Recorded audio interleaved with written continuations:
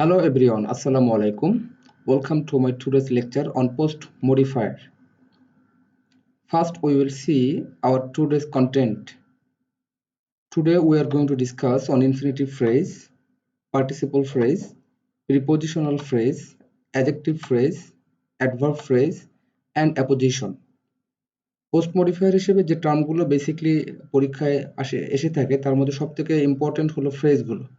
So এই জন্য আজকে আমরা জাস্ট ফ্রেজ সম্পর্কে একটা জেনারেল ডিসকাশন করব তাদের জন্য যারা ফ্রেজ সম্পর্কে মোটেই কোনো ধারণা রাখে না। সো ফার্স্ট আমরা দেখব হোয়াট ইজ আ ফ্রেজ।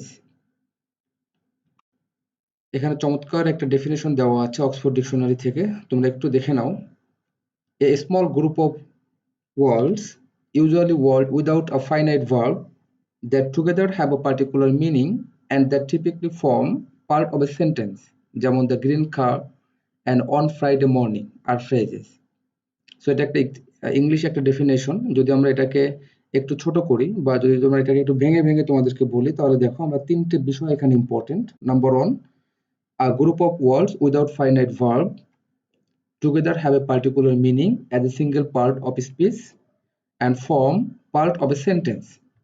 তাহলে ফ্রেজ হবে একটা গ্রুপ অফ ওয়ার্ড এবং যার কোনো ফাইনাইট ভার্ব থাকবে না এবং একসঙ্গে এটা একটা সিঙ্গেল পার্ট অফ স্পিচের কাজ করবে, একটা পার্টিকুলার মিনিং থাকবে এবং সেটা কি করবে, form part of a sentence, যা কোনো একটা সেন্টেন্সকে ডেভেলপ করতে হেল্প করবে। Okay, now we will discuss or demonstrate of infinitive phrase. দেখো, সো হোয়াট ইজ ইনফিনিটিভ? তোমরা সবাই জানো ইনফিনিটিভ কি, টু প্লাস ভার্বের বেস ফর্ম, যেমন to play, to buy. So what is infinitive phrase?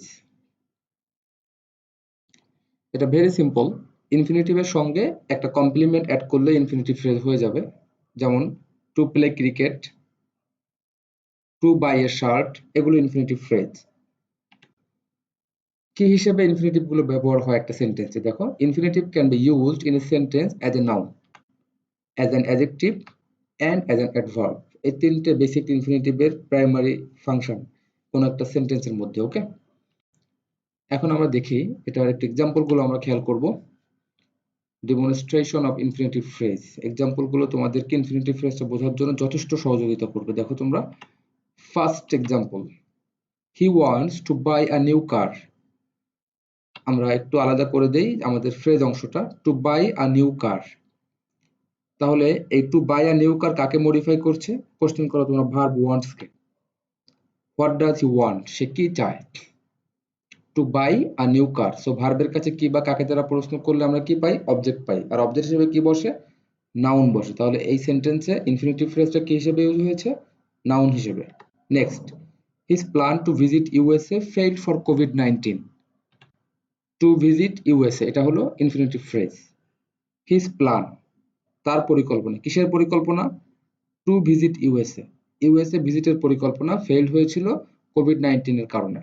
তাহলে এখানে কি হয়েছে দেখো, টু ভিজিট ইউএসএ এই ফ্রেজটি মডিফাই করেছে প্ল্যান এই নাউনটাকে। সো নাউনকে মডিফাই করে কি? Adjective. Modify a noun used as an adjective. And the last one, he went to USA to visit his daughter. He went to USA to visit his daughter. Say USA গিয়েছিল তার মেয়েকে visit করতে। তাহলে to visit his daughter এটা হলো আমাদের infinitive phrase. Why, খেয়াল করো, why did he go to USA? কেন সে ইউএসএ গিয়েছিল? টু ভিজিট হিজ ডটার, তার মেয়েকে ভিজিট করতে। এখন আমরা জানি যদি আমরা ভার্বকে কোশ্চেন করি, হোয়াই, হোয়েন, হোয়ার, হাউ, কেন, কখন, কোথায়, কিভাবে, তাহলে আমরা যেটা পাই সেটা হলো অ্যাডভার্ব। ওকে, তাহলে simultaneously an infinitive phrase can be used in a sentence as a noun, as an adjective and as an adverb. ওকে, আমরা এখন অন্য কিছু ফ্রেজ সম্পর্কে জাস্ট একটা জেনারেল আইডিয়া দেখব যে কিভাবে সেগুলো সেন্টেন্সে ফাংশন করে। So here is demonstration of other phrases. First, the letter came from UK. এই যে সেন্টেন্সটা আমরা লিখলাম, the letter came from UK, এখানে কি কোনো অপূর্ণতা আছে?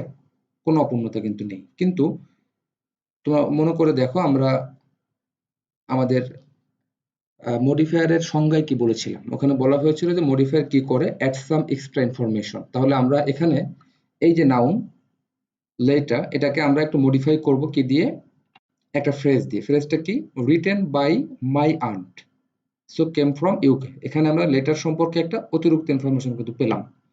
সো তাহলে এই রিটেন বাই মাই আন্ট এটা মডিফাই করছে এই লেটার এই নাউনটাকে।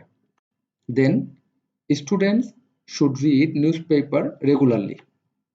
সো আমরা স্টুডেন্টকে এবার একটু মডিফাই করি কাকে দিয়ে, একটা ফ্রেজ দিয়ে। এটা কি, studying in higher secondary level.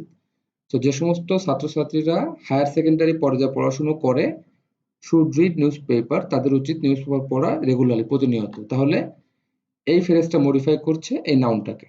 তা তোমরা সবাই খেয়াল করো, সবসময় কিন্তু ফ্রেজগুলো কিন্তু নাউনের পরে বসছে, দ্যাট মিনস পোস্ট মডিফায়ার হিসেবে কিন্তু ফাংশন করছে। Then the principal is an honest man, very simple sentence and complete sentence also. কিন্তু এখানে আমরা প্রিন্সিপাল সম্পর্কে একটা এডিশনাল ইনফরমেশন আনবো, সেটা হলো অফ আওয়ার কলেজ। কোন জায়গার প্রিন্সিপাল, আমাদের কলেজের প্রিন্সিপাল। ওকে, তাহলে এটা এখানে ফাংশন করছে বা মডিফাই করছে কাকে, প্রিন্সিপাল এই নাউনটাকে। এখন দেখো এটার কোনটা কোন ফ্রেজ, প্রথমটা written by my aunt. So written that means past participle phrase এটা, এবং ফাংশন করছে অ্যাডজেক্টিভের মতো করে। তারপর studying in a higher secondary level, এটা দেখো এটা কিন্তু প্রেজেন্ট পার্টিসিপল, কারণ স্টাডিং থেকে শুরু হয়েছে।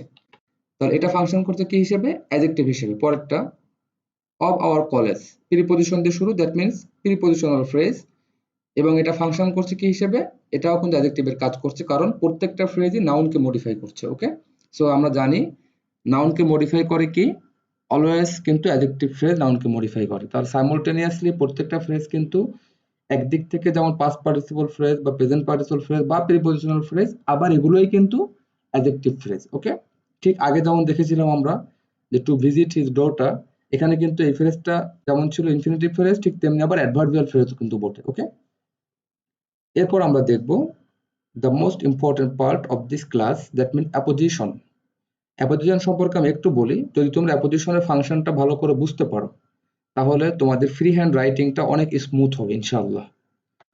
ডেফিনেশনটা খেয়াল করো, the use of a noun phrase immediately after or before another noun or noun phrase that refers to the same person or thing। এখানে দুটো বিষয় ইম্পর্টেন্ট। অ্যাপোজিশন হবে কি, কোন একটা নাউন ফ্রেজ,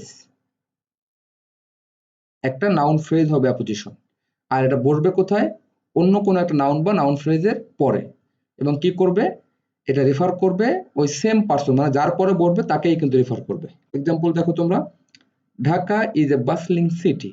বাক্যটা একদমই স্পষ্ট, অপূর্ণতা কিছুই নেই। কিন্তু আমরা এখন ঢাকাকে অ্যাপোজিশন করব কি দিয়ে, দেখো দ্য ক্যাপিটাল অফ বাংলাদেশ।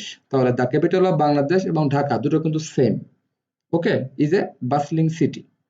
তাহলে এখানে একটা নাউন ফ্রেজ আর একটা নাউনের পরে বসে ওই নাউন সম্পর্কেই কিন্তু কথা বলছে, বা ওই নাউনটাকেই কিন্তু রেফার করছে। তারপরে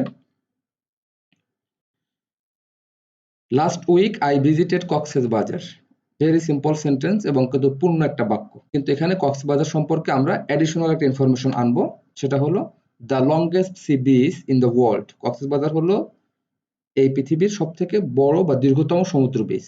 তাহলে the longest sea beach in the world এবং কক্সবাজার সেম, একই কিন্তু বোঝাচ্ছে। ওকে, তাহলে এখন আমরা দেখি আমরা আজকে কি কি শিখলাম। র্যাপিং আপ, আমরা শিখলাম ফ্রেজ সম্পর্কে, a group of words function like a single part of speech. Phrase কাকে মডিফাই করে, normally post modify a noun or verb, সাধারণত একটা নাউনকে বা ভার্বকে মডিফাই করে। আর পার্টিসিপল ফ্রেজগুলো ফাংশন করে as an adjective exclusively, always participle function as an adjective. এই কথাটা মাথায় রাখতে হবে যে participle always function as an adjective. Okay, then in apposition a noun or noun phrase modifies another noun or noun phrase. So অ্যাপোজিশনের ক্ষেত্রে একটা noun বা নাউন ফ্রেজ আর একটা নাউন বা নাউনকে মডিফাই করে। সো আমরা আমাদের নেক্সট ভিডিওতে আলোচনা করব relative clause, very very important, এবং তারপরেই আমরা কিন্তু আমাদের মূল part, that means extensive exercise on post modifier এবং বোর্ড কোশ্চেন সলভ করবো আমরা। So thanks a lot for investing your precious time and your advance and you are welcome in advance to watch our next video। সবাই ভালো থাকবে। আসসালামু আলাইকুম ওয়া রাহমাতুল্লাহ।